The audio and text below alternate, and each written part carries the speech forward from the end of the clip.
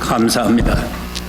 우리가 이렇게 찬양을 통해서도 하나님께 영광을 돌리고 우리 자신도 찬양을 통해서 우리 마음의 은혜를 받습니다. 오늘 본문 말씀 우리 성도들이 익히 아는 내용인데요. 이 하나님께서 요셉을 형통케 하셨다.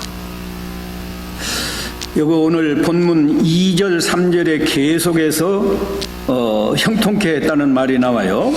2절 제가 다시 읽어드립니다.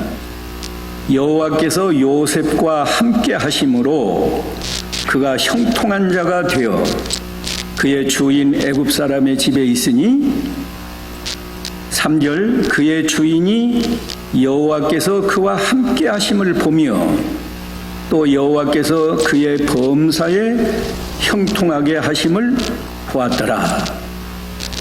하나님이 함께 하시기 때문에 형통한 자가 되었다. 23절에도 또 한 번 나와요. 간수장은 그의 손에 맡긴 것을 무엇이든지 살펴보지 아니하였으니 이는 여호와께서 요셉과 함께 하심이라. 여호와께서 그를 범사에 형통하게 하셨더라. 형통이라는 말은 사람이 하는 일이 잘 되게 한다, 그런 뜻이에요. 내가 무엇을 하든지 그 일이 잘 된다. 말하자면 성공한다고 말이죠. 우리는 무슨 일을 해도 내 마음에 흡족하도록 성공하는 때가 많지 않은데, 형통이라고 하는 것은 무슨 일을 하든지 그 일이 잘 되어야 된다. 성공한다, 그런 뜻인데, 요셉에게는 하나님이 함께 하심으로 형통한 자가 되었다. 지금 요셉의 형편은 아주 어려운 환경에 처했어요.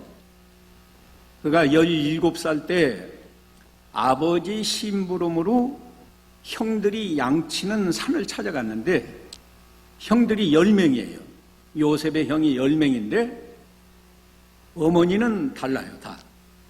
그래서 이복 형들인데 아버지 심부름으로 형들에게 갔는데 그 형들이 요셉을 시기해서 아예 죽이려고 깊은 웅덩이에 빠뜨렸다가 마침 그 애굽으로 왕래하는 상인들이 이렇게 지나가는 것을 보고 아예 죽이지 말고 팔자.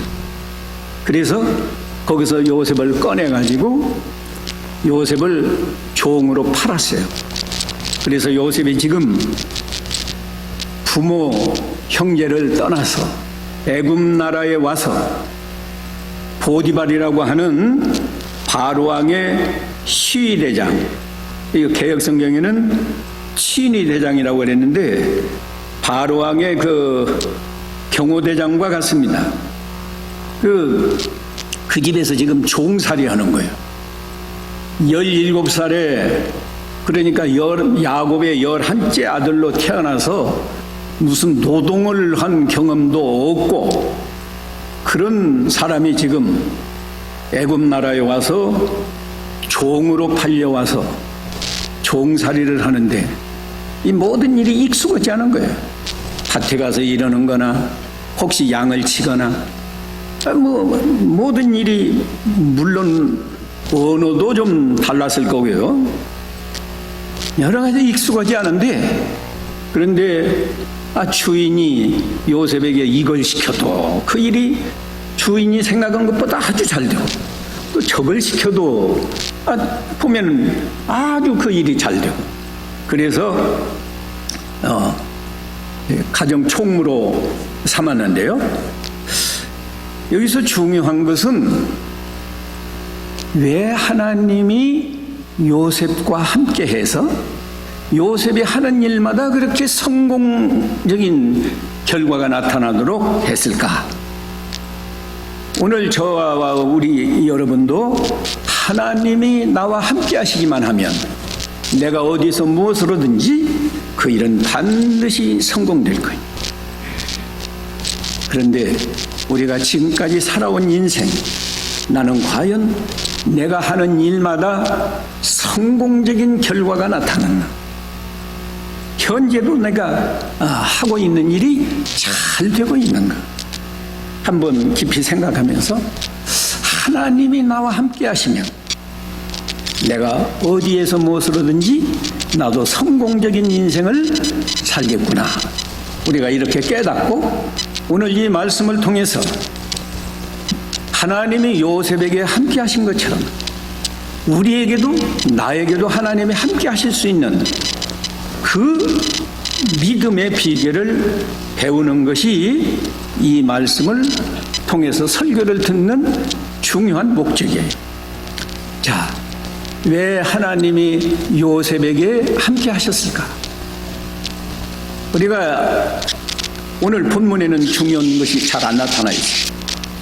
우리 예수님도 사람의 몸을 입고 하셔서 우리처럼 보통 사람으로 사셨어요. 그래서 유대인들이 하나님의 아들로 인정을 안 했습니다. 그러나 예수님에게는 하나님 아버지가 항상 함께 하신다. 요한복음 8장 29절에 보면 예수님이 말씀한 거예요. 나를 보내시니 하나님 아버지가 항상 나와 함께 하시도다. 왜? 내가 그분의 기뻐하시는 일을 행함으로 그분이 나를 혼자 버려두지 아니하셨다. 이렇게 말씀합니다. 우리 예수님도 어디서 무엇으로든지 하나님을 기쁘시게 했더니 하나님 아버지가 너 혼자 일하라, 혼자 생활하라 하지 아니하시고 하나님 아버지가 항상 함께 하셨다. 그러면 요셉도 하나님이 기뻐하시는 일을 했기 때문에 하나님이 요셉과 함께 하신 것을 우리가 알 수 있잖아요. 그러면 도대체 요셉은 어떻게 해서 하나님을 기쁘시게 했을까? 그 해답은 히브리서 11장 6절에 가보면 믿음이 없이는 하나님을 기쁘시게 할 수 없나니 하나님께 나아가는 자는 그분이 계신 것과 어디를 가든지 여기에 하나님이 계시다. 이렇게 믿고 그분을 찾아서 하나님을 순종하면서 섬기면 하나님이 상 주실 것을 믿어야 한다. 그런 의미로 히브리서 11장 6절에 말씀했어요. 그러니까 예수님도 믿음으로 하나님 아버지를 기쁘시게 했고 요셉도 믿음으로 하나님을 기쁘시게 한 것이 확실한데 도대체 요셉은 무슨 믿음으로 하나님을 기쁘시게 해서 하나님이 항상 요셉과 함께 하시고 하나님이 함께 하시니까 하나님이 도와주셔서 하나님이 하는 일마다 아주 성공적인 열매가 맺혔는가? 우리가 이걸 깨닫는 게 중요한데요. 요셉은 그저 두 가지만 말씀하겠어요. 이 짧은 시간에 요셉은 무슨 믿음을 가졌을까? 창세기 37장 2장 앞서 가면은 하나님이 요셉에게 꿈을 꾸게 해줬어요. 창세기 37장 6절과 7절 요셉이 꿈꾼 내용이 있습니다. 요셉이 그들에게 이르되 형들에게 말한 건데 청하건대 내가 꾼 꿈을 들으시오. 우리가 밭에서 곡식단을 묶더니 내 단은 일어서고 당신들의 단은 내 단을 둘러서서 절하더이다. 또 9절에 보면 또 한 번 꿈을 꾸었어요. 창세기 37장 9절에 요셉이 다시 꿈을 꾸고 그의 형들에게 말하여 이르되 내가 또 꿈을 꾼즉 해와 달과 11별이 내게 절하더이다 하니라.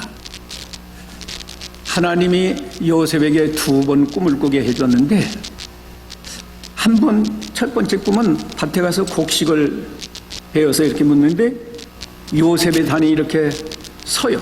이렇게 서 있으니까 형들이 벤 곡식단이 이렇게 삥 둘러서 가지고 요셉의 곡식단에게 다 절을 하는 거예요. 그런 꿈을 꿨어요. 그 다음에 또 한 번 꿈을 꿨는데, 꿈을 꾸니까 하늘의 해와 달과 그리고 11별이 나타나 가지고 요셉에게 절하는 거예요. 이것은 장차 요셉이 아주 훌륭한 사람이 되어서 형들뿐만 아니라, 해는 아버지를 상징한 거고 달은 어머니를 상징하는데, 아버지와 어머니까지도 요셉에게 절을 한다. 이것이 역사적으로 현실적으로 이루어졌는데, 나중에 요셉이 애굽의 총리가 되었을 때 형들이 그렇게 했고, 아버지가 직접 절은 안 했지만 아버지도 직분상으로는 요셉이 총리고 아버지는 그냥 평민이니까요. 요셉은 이것을 알았어요. 하나님이 이 꿈을 내게 꿔줬고 나는 장차 훌륭한 사람으로 하나님이 나를 키워주실 것이다. 그래서 형들이 내게 절하고 우리 부모님까지도 나를 그렇게 말하자면 존경하고 우러러 받들 수 있는 그런 사람이 될 것이다. 이걸 믿었습니다. 그걸 믿었기 때문에 형들이 자기를 팔아서 애굽에 종살이를 하지만 요셉에게는 그 꿈이 있기 때문에, 하나님의 약속이 있기 때문에 아무리 어려운 환경에서도 낙심하지 않았어요. 내가 이게 한국 사람식으로 하면 내 팔자가 이게 뭐냐, 내가 17살밖에 안 먹었는데 난데없이 형들이 나를 죽이려고 하다가 종으로 팔아먹다니, 형들을 미워할 수도 있고 원망할 수도 있는데 아니야. 나는 장차 우리 형님들이 나를 죽이려고 했고 팔아먹었지만 하나님이 나를 장차 훌륭한 사람으로 키워서 형들이 나한테 와서 이렇게 절을 하는 그런 날이 올 것이다. 이런 믿음이 있기 때문에 종살이를 하지만 낙심하지 않고 말하자면 이 어깨쪽이 축 늘어져서 그런 상태가 아니에요. 하나님이 나를 분명히 훌륭한 사람으로 키워주실 것이다. 이런 믿음을 갖기 때문에 형들을 미워하지 않습니다. 원망하지 않아요. 그리고 낙심하지 않아요. 그리고 또 한 가지 믿음은 하나님에 대해서 또 한 가지 믿음이 있어요.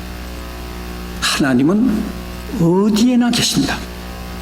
내가 아버지하고 저 가나안 땅에 살 때만 하나님이 나에게 이런 꿈을 꾸게 해준 게 아니고, 내가 이 애굽 나라에서 종살이를 하지만 여기도 하나님이 계신다. 여기도. 한국에만 하나님이 계신 게 아니고, 저 이스라엘 나라만 하나님이 계신 게 아니고, 미국에도 계시고, 공산 국가에도 하나님은 계셔요. 어디에나 하나님이 계십니다. 그러니까 하나님이 계셔서 무엇 하시나? 하나님은 이 세상에서 일어나는 모든 일을 섭리하세요. 심지어 우리 마음까지도 하나님이 인도한다고 그러죠. 잠언 21장 1절에 보면 왕의 마음이 하나님의 손에 달렸다. 하나님의 손에 달려서 마치 보의 물과 같이 인도하신다. 예, 우리가 생각하는 거요, 내 생각인 것 같지만 하나님이 인도하십니다. 속에 악한 마음이 있는 사람은 너는 그 악한 마음이 드러나게 해요. 하나님이 드러나게 해서 너는 이렇게 악한 사람이야 하고 하나님이 벌을 주시는 거예요. 선한 마음이 있는 사람은 또 선한 마음이 나오게 해요. 가정에서도 직장에서도 어디서나 선한 마음이 나오게 해서 하나님도 너는 선한 사람이다. 다른 사람들이 볼 때도 저 사람은 선한 사람이다. 그래서 하나님이 또 복을 주시는 거예요. 그렇기 때문에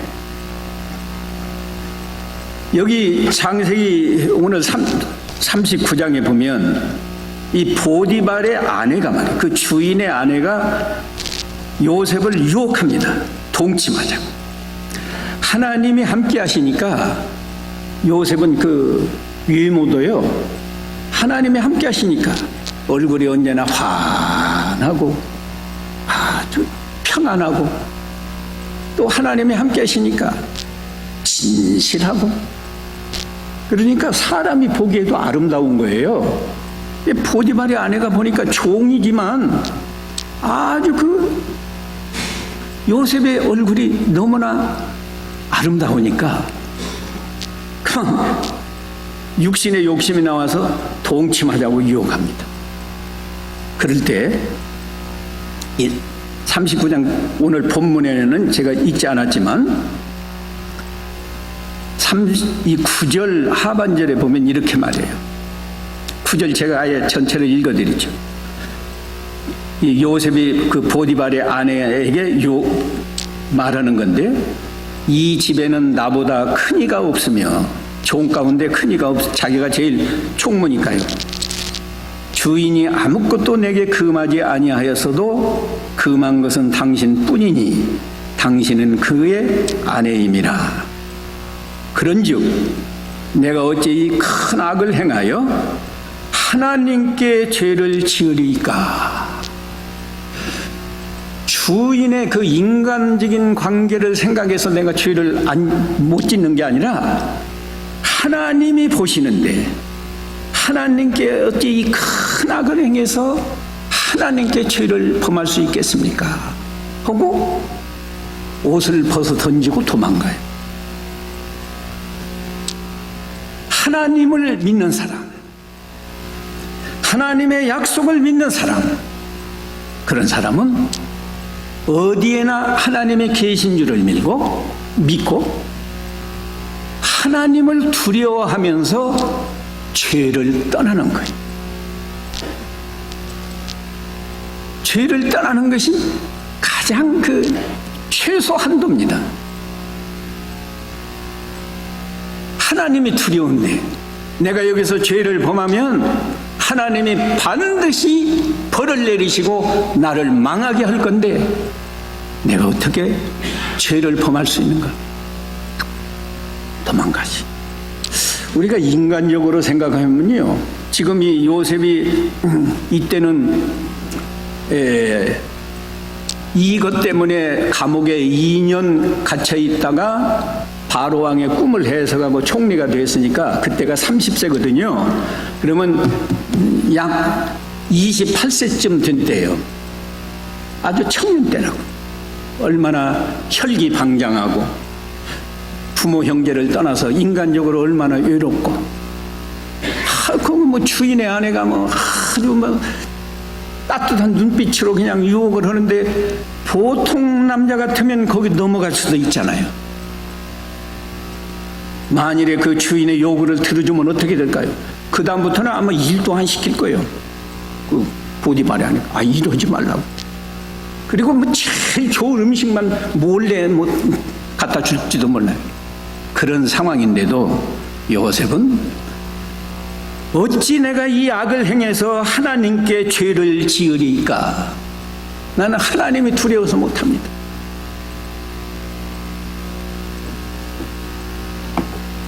그 믿음. 그러니까 하나님의 명령 안에서도 주인이 무엇을 시키든지 내가 이 일을 열심히 잘해야 하늘에서 하나님이 보시고 너는 종살이 하지만 네 책임을 다하기 위해서 그렇게 열심히 일하는구나. 그걸 보시고 복을 주실 거 아니에요. 눈가림으로 누가 볼 때는 열심히 하고 안 볼 때는 빈둥빈둥 놀고 그러면 사람의 눈은 속일 수 있지만 전능하신 하나님이 보시고 너는 진실하지 못하구나. 너는 주인에게 충성하지 않는구나. 어떻게 하나님이 기뻐하시겠어요? 하나님이 기뻐하시지 않으면 하나님이 떠나요. 그런데 밭에서 일을 하든 쉽게 말하면 산에 가서 양을 치든 집에서 어떤 일을 맡아서 하든 밖에서 하든 그저 주인이 보든지 말든지 다른 사람은 놀든지 말든지 거기 종이 많아요. 보디발레 집에 뭐 다른 사람은 어떠든지 자기는 자기 책임을 다 하면서 충성을 한 거예요. 그러니까 하나님이 기뻤어요. 밭에서 일할 때도 하나님이 함께 해주시고 산에서 양을 칠 때도 예를 들면 그래요. 양을 칠 때도 하나님이 함께 하시고 그러니까 무엇이든지 하나님이 함께 하시니까 하나님이 지혜를 주셔서 그 일을 아주 지혜롭게 잘 감당하고 또 하나님이 복을 주셨다고 그랬어요. 그 보디발레 집에 복을 내리셨다고 그랬다고. 이 오늘 본문 2절에 보면 여호와께서 요셉과 함께 하심으로 그가 형통한 자가 되어 그의 주인 애굽 사람의 집에 있으니 그의 주인이 여호와께서 그와 함께 하심을 보며 또 여호와께서 그의 범사에 형통케 하심을 보았더라. 저 5절에 가면 여호와의 복이 그의 집과 밭에 있는 모든 소유에 미친지라. 하나님이 함께 하셔서 복을 내리세요. 이게 보디발이 보는 거예요. 주인이 이 요셉이 내가 요셉에게만 이 일을 시키면 그 일이 뭐 내가 생각한 것보다 더 잘 된다는 거예요. 더 잘 되고 우리 집에 그냥 복이 그냥 넘쳐요. 평소 같으면 예를 들어서 농사에서 밀이 가령 10가만이 나와야 되는데 막 20가만이가 나와요. 평상시보다도 막 배나 더 나오는 거예요. 그러니까 하나님이 요셉이 하는 일마다 복을 주시는구나 하고 요셉을 가정 총무로 삼았어요. 저와 여러분은 성경 말씀을 통해서 하나님의 말씀을 얼마나 많이 받고 하나님이 얼마나 많은 약속을 했어요. 가정에서 네 부모를 잘 공경하라. 그러면 내가 땅에서 장수하고 복을 받느니라. 그것도 우리에게 주신 약속이에요. 신명기 28장에 가면 내가 하나님을 사랑하면서 하나님의 말씀을 잘 순종하면 무슨 약속했어요? 내가 들어가도 복, 나와도 복, 내 몸의 소생, 내 자손이 복을 받고 내가 기르는 육축의 새끼가 복을 받고 또 토지소산, 농사를 지어도 그것들이 복을 받고 내 떡떡 반죽 그릇이 복을 받고 또 신명기인가 다른 성경에는 내가 믿음을 잘 지키고 하나님 말씀을 순종하면 너는 어디를 가든지 머리가 되지 꼬리가 되지 않는다. 그렇게 말씀했어요. 하나님이 우리에게 주신 약속은 이 요셉에게는 한 가지만 말했잖아요. 우리에게 주신 약속은 뭐 얼마나 많은지 몰라요. 이 성경을 잘 읽어보세요.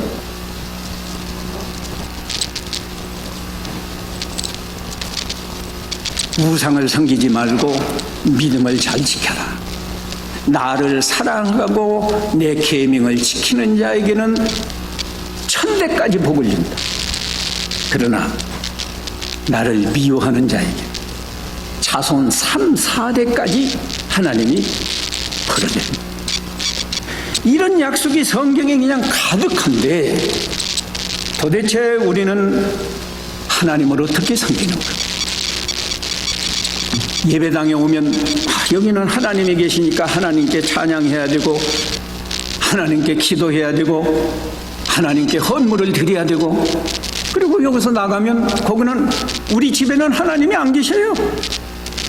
그래서 부모를 앞에 있는데 부모 긍정도 못하고, 남편이 있는데 남편을, 성경에는 남편을 경외하라, 남편에게 복종하기를 교회가 그리스도께 하듯 하라 했는데, 남편이 조금만 자기 마음에 안 맞으면 복종은 무슨 복종이에요?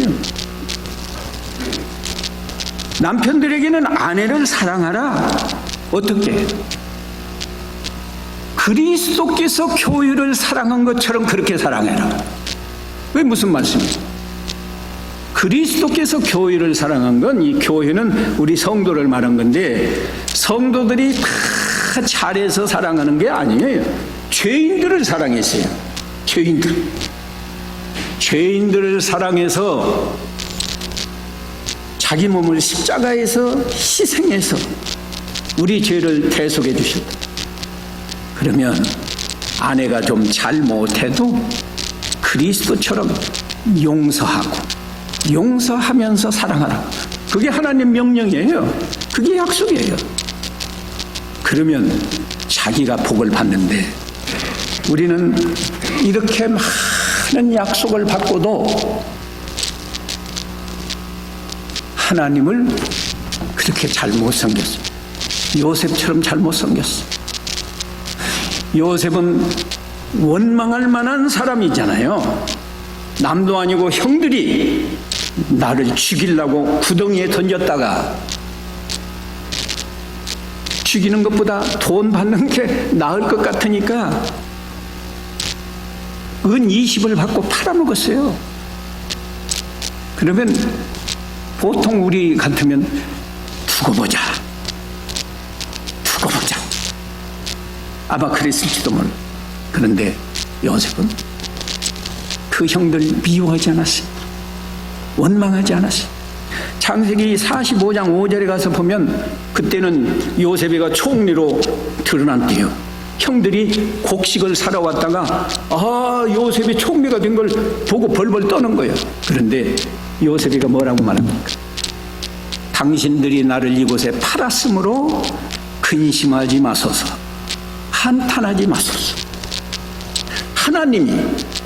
하나님이 생명을 구원하시려고 나를 당신들보다 먼저 이곳에 보냈습니다. 이게 요셉의 신앙. 우리는 예수를 믿으면서 집사가 되고 장로가 되고 목사가 되었으면서도 교회 안에서도 조금만 저 성도가 내 자존심을 건들다든지 나에게 조금 말을 불쾌하게 하면 당장에 미워하고 원망하고, 이 다음에는 그 사람이 오면 보려고도 안 하고, 이런 신앙을 가졌으니 우리가 입으로는 하나님의 자녀라고 하지만 하나님의 형통한 복을 안 줘요. 나는 일본에 유학을 가서 공부하면서 일본에 있는 우리 교포들이 얼마나 어려운 생활을 하고 있는 것 제가 다 봤어요. 여기는 우리 한국 동포가 대부분이고 우리 미국 형제들도 몇 분 계셔요. 여러분이 이곳에 와서 한국에서 누릴 수 없는 어떤 그런 자유, 그리고 좋은 것도 많이 있겠죠. 그러나 형통합니까? 여러분의 가정이 형통합니까? 여러분이 기르는 자녀들이 형통합니까? 여러분이 세상에 나가서 하는 일들이 형통합니까?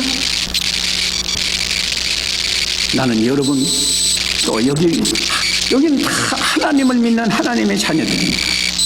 요셉과 같은 복을 받기를 축원합니다.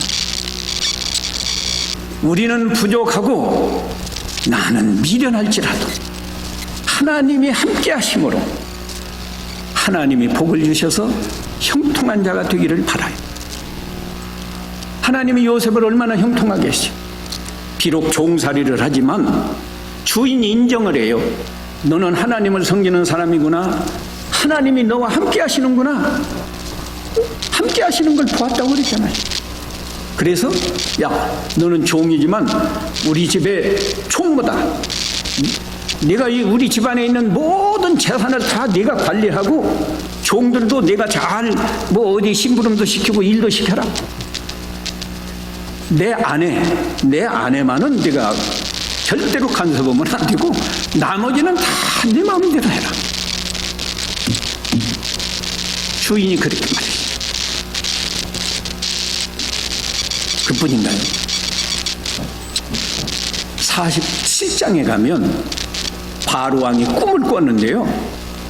무슨 꿈인지 도대체 하여튼 희한한 꿈인데 의미를 몰라서 아주 고민하는데 애굽에 있는 모든 박사 유명한 점쟁이 다 불러도 몰라요. 근데 요셉이가 그 꿈을 해석하잖아요. 하나님이 주시는 지혜로 그 꿈을 해석하니까 하루아침에 총리가 돼. 자, 이 세 가지만 봐도 형통하잖아요. 종으로 팔려가는데 그 집에 총무가 되었다. 그 감옥에 갇혔을 때 떡 굽는 그 바로왕의 신하, 술 맡은 신하, 그들이 꿈을 꿨는데 요셉이가 해석해주고, 그 다음에 바로왕이 꿈을 꿨는데 아무도 해석을 못하는데 요셉이가 해석하고 그런 지혜를 줬어요. 우리는 성경에 이렇게 써놨어도 이것을 바르게 이해하는 지혜도 부족한데 요셉은 꿈꾼 것도 하나님의 지혜로 정확하게 해석을 해서 요셉이가 해석한 대로 7년 동안은 막 풍성한 풍년이 들고 또 그 다음에 7년 동안은 형편없는 흉년이 들어서 다 굶어 죽을 뻔했는데 요셉이 지혜로 그랬거든요. 풍년이 들었을 때 이 곡식을 잘 저장을 해놨다가 흉년 들었을 때 대비하세요. 왕에게 말해줬거든. 그러니까 왕이 너 같은 지혜 있는 사람이 없다. 너 총리가 되라. 하루아침에. 그래서 총리가 되지. 그래서 7년 흉년 들었을 때 애굽 사람들 다 굶어 죽을 뻔했는데 요셉의 지혜로 다 안 굶어 죽었잖아. 자기 부모 형제도 저 가나안 땅에서 7년 흉년 들 때 애굽만 흉년 든 게 아니에요. 그 가나안 일대가 다 흉년 들었어요. 거기서 틀림없이 굶어 죽을 뻔했는데 요셉의 지혜로 부모 형제도 안 죽었어요. 하나님이 함께 하시면 우리가 상상할 수 없는 복을 하나님이 주십니다. 나는 여러분이 여기까지 오셔서 고국을 떠나 여기까지 오셨는데 뭔가 좀 잘 살아보려고 여기까지 오신 거 아니에요? 그러나 이 미국 땅에 와서도 하나님이 함께 하시지 않으면 마찬가지예요. 힘들고 고생스러워요. 그러나 하나님이 함께 하시면 얼마든지 형통한 자가 됩니다. 얼마든지. 그래서 시간이 다 됐는데요. 하나님이 함께 하심으로 요셉이 형통한 자가 되었다. 요셉의 믿음은 단 두 가지다. 하나님의 약속이 이루어질 걸 믿기 때문에 어디 가서나 낙심하지 않고 어디 가서나 다른 사람 원망하지 아니하고 그게 믿음. 그리고 하나님은 어디에나 계시기 때문에 그 하나님을 보면서 하나님이 두려워서 죄를 떠나고 죄를 물리치고 하나님이 보시기 때문에 자기 책임을 다하는 거예요. 네. 아무리 힘들어도 밭에 가서 일하면 예 하고 가서 거기 가서 책임을 다하고, 여기서 일하면 예 하고 일하고, 자기 책임을 다하니까 하나님이 그 두 가지 보시는 거예요. 넌 미워할 사람 미워하지 않는구나. 원망할 만한데 원망하지 않는구나. 또 죄의 유혹이 오는데 죄를 물리치는구나. 또 너는 어디 가서나 내 책임을 다하려고 최선의 노력을 다하는구나. 내가 너와 함께 해서 내가 하는 일마다 내가 너에게 지혜를 주고 네가 하는 일마다 형통한 복을 주겠다. 그래서 형통한 자가 되지. 이런 은혜와 복이 우리 모두에게 임하시기를 축원합니다.